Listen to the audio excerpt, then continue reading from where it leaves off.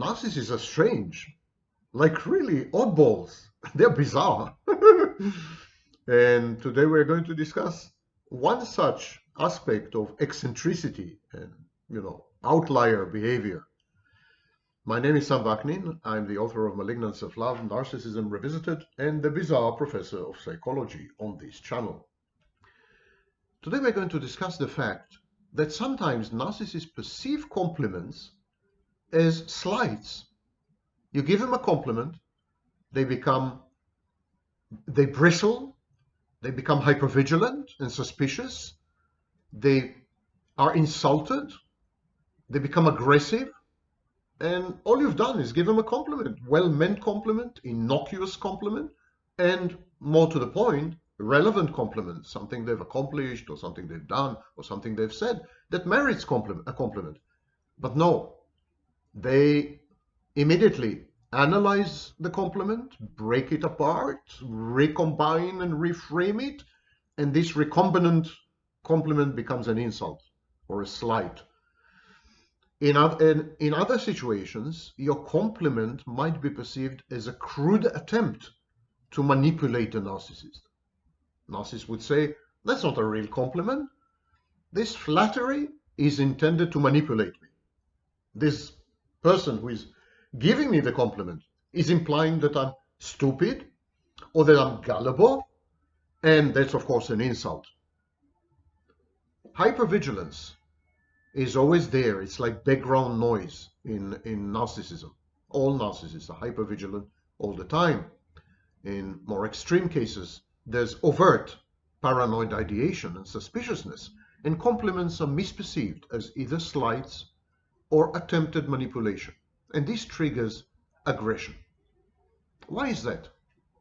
Why is a narcissist incapable of receiving compliments at face value, accepting them, and moving on? Gratified, obviously. Because all narcissists have what we call colloquially an imposter syndrome. There's a hidden, sometimes unconscious belief that the narcissist has that he is fooling everyone, that sooner or later he's going to be exposed, he's going to be shamed, he's going to be humiliated. There's a sense of imminent doom, a sense of catastrophizing. So the narcissist believes deep inside that it's all an act, that it's all a fabrication, it's all a confabulation. The narcissist in many ways, and very often, gaslights himself or herself. Half of all narcissists are women. And it is this background of imposter syndrome that renders every compliment suspect, every attempt at flattery Machiavellian, every innocuous comment about the narcissist's accomplishments or so on and so forth, a form of so on and so forth, a form of hidden occult criticism. Narcissists reject and resent all these because they bring to the surface the imposter syndrome. They remind the narcissist that his accomplishments are fake, that all his claims about himself may be dubious, that his past is questionable, that his fantasies and his narratives are concocted, they're fictional. And compliments bring this to the surface because they're reminders. People cannot maintain two personality styles. It's a common myth online, propagated and perpetrated by who else? Self-styled experts. You cannot maintain two personality styles. You would often hear victims say, at home, my narcissist was cold, impersonal, efficacious, and rigidly boundaried. While with strangers, the narcissist was warm, empathic, funny, and inviting, or vice versa. Among strangers, the narcissist was detached and indifferent and impervious and invulnerable, while at home, the mask fell and the narcissist allowed himself to expose his vulnerabilities, his needs, his neediness. He was warm, empathic, and inviting, and so on and so forth. Like strangers is one thing, friends, family, or romantic interests are another thing, and a person can have two personality styles or two personalities even with different groups of people. That is expressly untrue.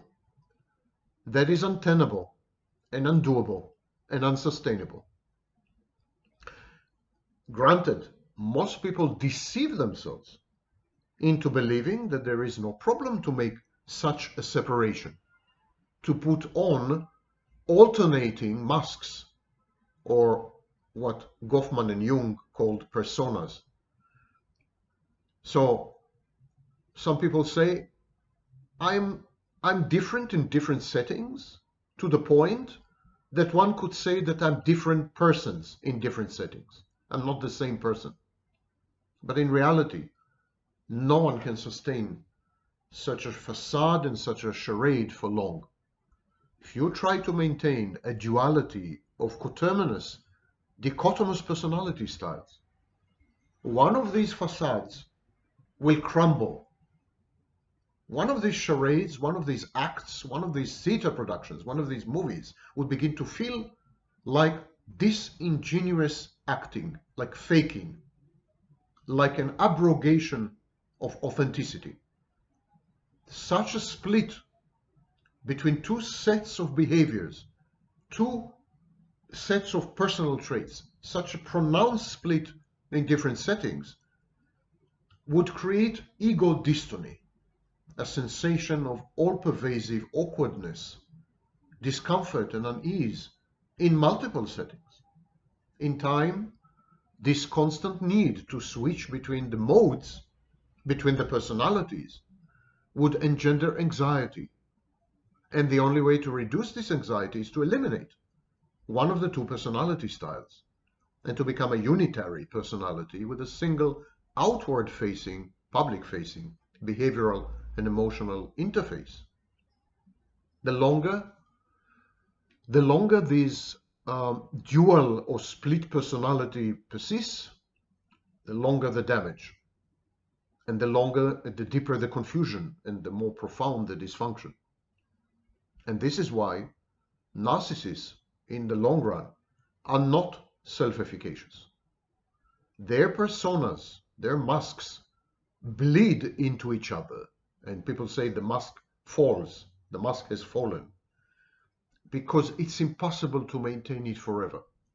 Now, granted, we don't behave the same way in the workplace as we do at home, and we don't behave the same way in a police station or in court as we would in a kindergarten. Of course, there are different scripts, sexual scripts, social scripts, which dictate to us how to behave in different settings, in different environments, with different people, and under different circumstances.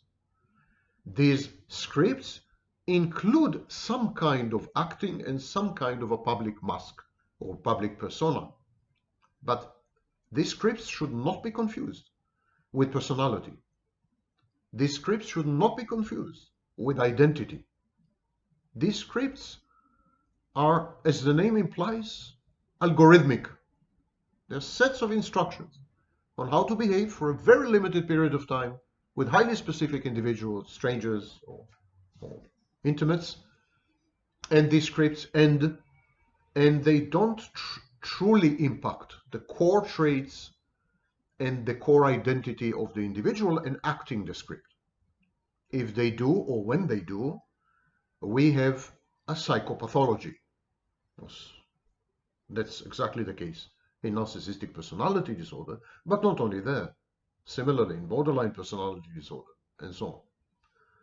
Most mental health pathologies involve this kind of identity disturbance or identity diffusion, where there is no stable manifestation or expression of an underlying set of constructs or underlying structure that could be pointed at as the core of continuity, the engine of continuity in the individual.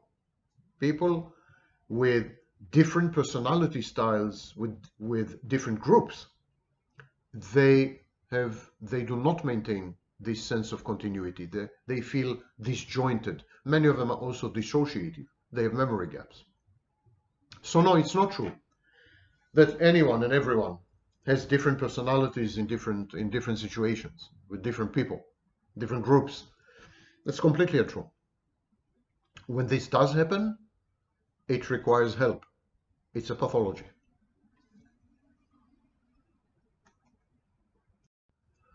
And still, we should distinguish between an imposter syndrome, which is common to all narcissists, and the imposter phenomenon, which is a completely different thing. Allow me to read to you the definitions from the American Psychological Association's dictionary. Here's what they say.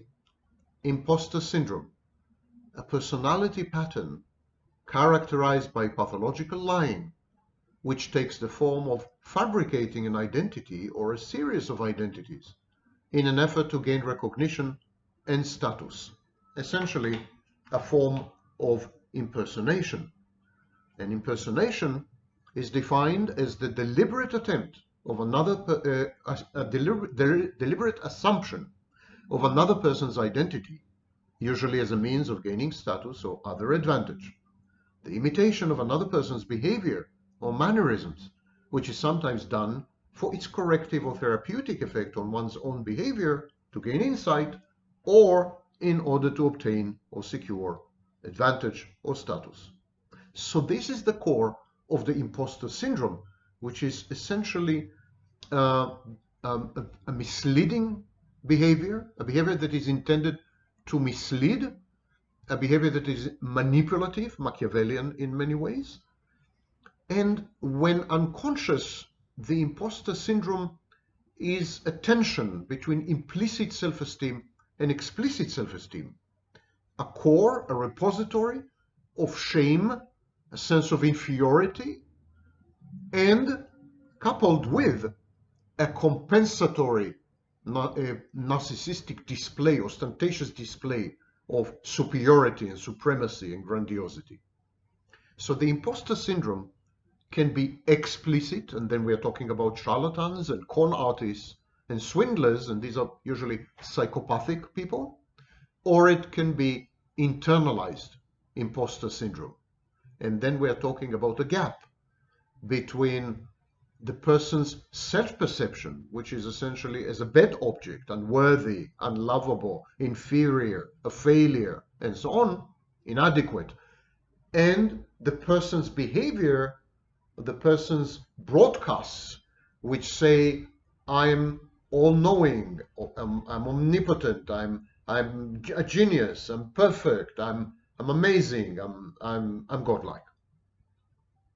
In both cases, in the first case, we're talking about psychopaths, and in the second case, we're talking about narcissists, where the imposter syndrome is so internalized, so buried, and so denied, and so repressed that it becomes essentially unconscious. The narcissist walks through life feeling constantly ill at ease because he understands that he is a fake, that he is unreal, and that at the core, where a person should have been, there is an absence, and perhaps this is the greatest imposter posture. The narcissist is an imposter first and foremost by claiming to exist, by claiming to be a human being, a person. And that's the greatest impersonation in the case of the narcissist. Now, we should not confuse imposter syndrome, which, as the name implies, is a syndrome, is a pathology, with the imposter phenomenon. Imposter phenomenon is a situation where highly accomplished, actually accomplished, successful individuals paradoxically believe that they are frauds who ultimately will fail and be unmasked and exposed as incompetent and inadequate. The phenomenon originally was described in relation to a group of female college students who, despite stellar grades and test scores, nonetheless felt that most or all of their achievements had somehow been the result of chance or error. Follow-up studies showed that men as well as women are susceptible to imposter feelings, and that early family conflict and lack of parental support may play an etiological role clinical symptoms often are associated with the phenomenon as well, including generalized anxiety, depression, and diminished self-esteem and self-confidence. And there are actually several instruments, several psychological tests that we use to diagnose the imposter phenomenon. We have the Harvey Imposter Phenomenon Scale, developed in 1981 by US clinical psychologist Joanne Harvey. We have the Likert Scale.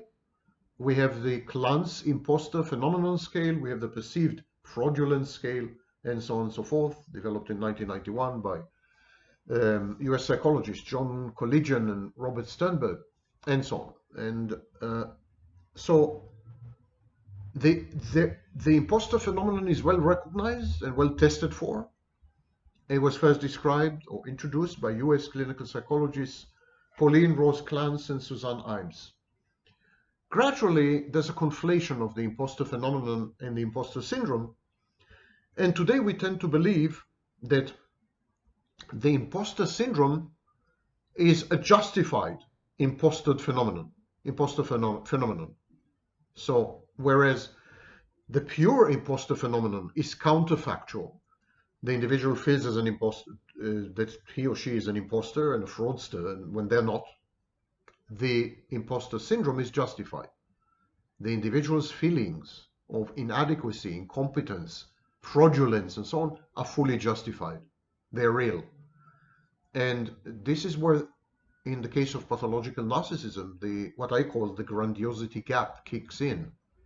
The grandiosity gap is the gap between the narcissist's inflated, fantastic, counterfactual, aggrandized, or grandiose self-concept, and reality. There's a gap.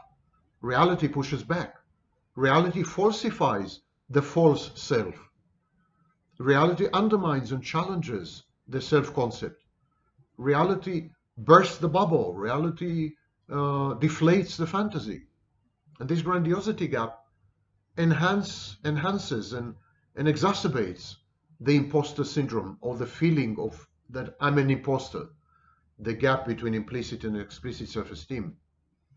The fact that the narcissist personality is compensatory. Narcissist personality is actually what Jung called a persona, a mask. It's not real. But when you strip the narcissist's so-called personality, his false self, there's nothing behind, nothing left behind. It's a total black hole. It's a void with howling winds. It's an emptiness. And the narcissist somewhere on some level knows it. Hence the feeling, I'm a fraud, I'm an imposter. Because I don't exist, says the narcissist, and yet I pretend that I am.